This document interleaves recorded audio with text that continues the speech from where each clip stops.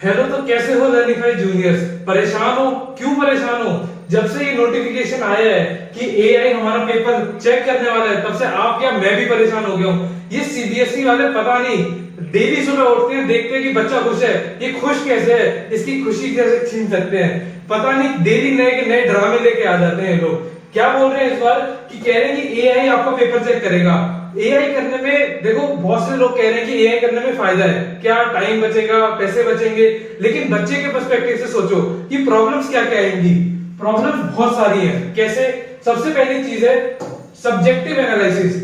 क्या होता है, आपके जैसे 1 मार्क का क्वेश्चन है, एमसीक्यूज है या 1 वर्ड आंसर है, उसके लिए तो बहुत अच्छा है, उसके लिए कोई दिक्कत नहीं है। आंसर सही है तो ठीक है, नंबर आ जाएंगे, नहीं है गलत है तो गलत, कोई दिक्कत नहीं। लेकिन प्रॉब्लम कहां आती है, जब शॉर्ट क्वेश्चंस आते हैं, लॉन्ग क्वेश्चंस आते हैं, इनके लिए एआई बिल्कुल भी ठीक नहीं है, क्योंकि उसके पास तो एक पर्टिकुलर प्रॉम्प्ट होगा कि अगर सेम क्वेश्चन मैच करेगा तो आंसर ठीक है, कीवर्ड्स मैच करेंगे आंसर ठीक है। लेकिन हम लोग क्या, सीबीएसई पहले भी कह चुकी है कि भाई आंसर्स अपने वर्ड्स में लिखो, बुकिश वर्ड में लिखने का कोई फायदा नहीं है, गलत है। लेकिन यहाँ पे अब सीबीएसई हमें मजबूर कर रही है कि हमें बुक से जो पढ़ा है सेम टू सेम, इवन की इस एम आर अगर भी सेम है तो हमें डिट्टो लिख के आना पड़ेगा, जो कि बच्चा कैसे कर सकता है। हम लोग रोबोट्स थोड़ी हैं, स्टूडेंट्स हैं। सेकंड क्या, बायसनेस। बायसनेस कैसे?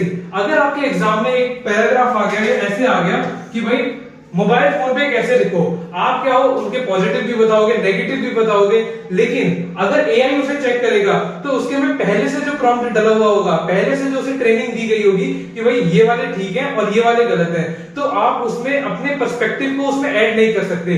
कुछ भी कहो, अगर ह्यूमन, हमारा कोई भी बच्चे का पर्सपेक्टिव, किसी भी इंसान का पर्सपेक्टिव एआई के पर्सपेक्टिव से सेम नहीं हो सकता।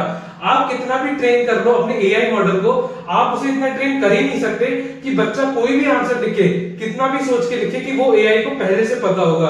तो बायसनेस होगी।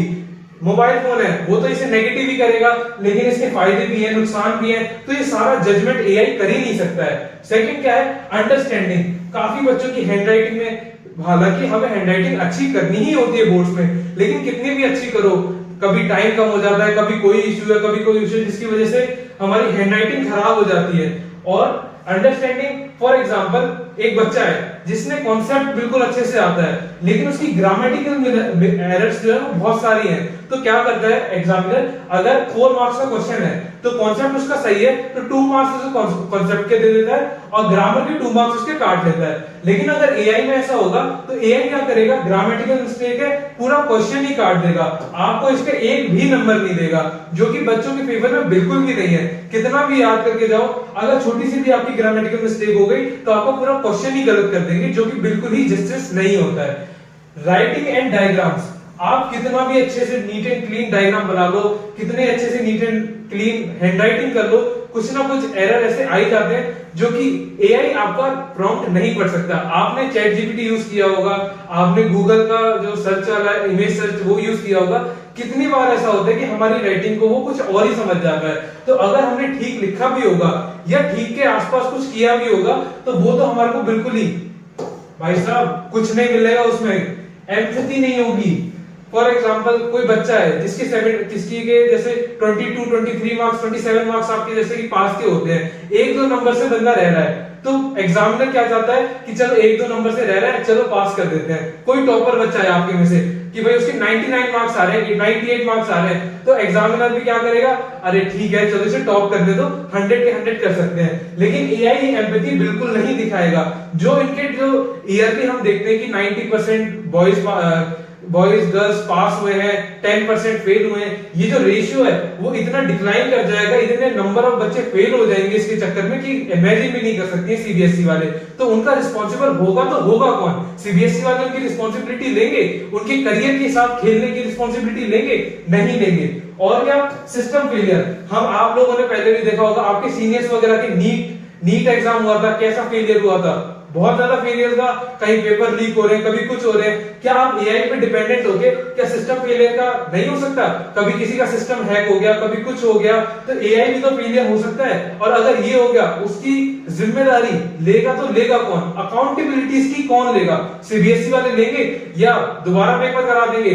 इसके वजह से जो बच्चे के ऊपर मेंटल प्रेशर आएगा, मेंटल रिटार्डनेस आएगी, उसका रिस्पॉन्सिबल कौन? सीबीएसई वाले होंगे?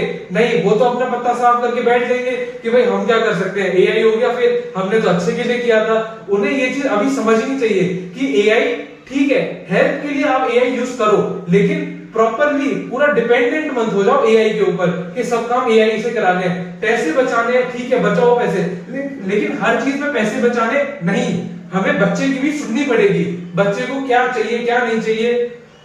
और मेन सबसे ज्यादा इंपॉर्टेंट, हर स्कूल में इतने फंड्स नहीं होते। सीबीएसई के बहुत से अच्छे प्रिविलेज स्कूल भी होते हैं, एक मीडियम स्कूल भी होते हैं। आप बच्चे को ट्रेनिंग कैसे दोगे कि वो ऐसे आंसर लिख सके जो एआई उसे नंबर दे? ये ट्रेनिंग आपने बच्चे को भी कितनी दी है? 0। तो बच्चा आपका कैसे कैसे किस तरीके से उसके लिए तैयार होगा? तैयार होने का कोई मतलब ही नहीं बनता। इस पे पैसे खर्च कौन करेगा? वहां पे तो आपने पेपर के पैसे बचा लिए, आपने पैसे बचा लिए कि भाई आपको पेपर चेकिंग के लिए नहीं करवाने पड़ेंगे, लेकिन यहाँ पे खर्चा कौन करेगा? स्कूल वाले करेंगे नहीं, डायरेक्ट बच्चा एग्जाम जाएगा, वहां पे जाके फेल हो जाएगा। फेल होने के बाद जो उस पे जो इतना प्रेशर आएगा, फेलियर का जो डिप्रेशन आएगा, एंजाइटी होती है, इसका रिस्पॉन्सिबिलिटी लेगा तो लेगा कौन? सीबीएसई वाले तो लेंगे नहीं। तो ये चीजें हैं जिसकी वजह से जो हमारा एआई है, जिसके खिलाफ हम आवाज उठाना चाह रहे हैं, सभी यूट्यूब पे जितने भी हमारे आसपास के चैनल्स हैं, जो एजुकेशन चैनल है, सब हाईलाइट कर रहे हैं। हम भी इसी मुहिम में शामिल है कि हमें सीबीएसई तक ये वीडियो पहुंचानी पड़ेगी। इस वीडियो को आप लाइक करो, शेयर करो और सीबीएसई तक पहुंचाओ, उन्हें दिखाओ कि दिक्कतें कितनी सारी हैं। या तो ये दिक्कतें आप सॉल्व करो, हमको ट्रेन करो, आप बच्चों को ट्रेन करो कि वो एआई के लायक कर सके। आप डायरेक्ट एक दिन सुबह उठ के नहीं बोल सकते हो कि भाई एआई आके कल से आपका पेपर चेक करेगा। आप बच्चे को क्या रोबोट समझ के रखा है क्या कि सुबह उठेगा अपना, ठीक है आपने जो रूल दे दिया उसको मान लेगा? ये चीज अब नहीं है। जो सही है वो सही है, जो गलत है उसके लिए आवाज उठानी बहुत जरूरी है। आप लोग भी इस वीडियो को जितना शेयर कर सकते हो अपने फ्रेंड्स के साथ, अपने एक्स पे, ट्विटर पे, इंस्टाग्राम पे, फेसबुक पे, जहां शेयर कर सकते हो शेयर करो और ये वीडियो सीबीएसई वालों तक पहुंचाओ। उन्हें भी दिखे कि भाई दिक्कत आ रही है तो आ कहां रही है। और ऐसे ही इस मुहिम में शामिल होइए और कमेंट करो और जितना शेयर कर सकते हो शेयर करो। जल्दी मिलते हैं लर्निंग फाइल पे। Thank you.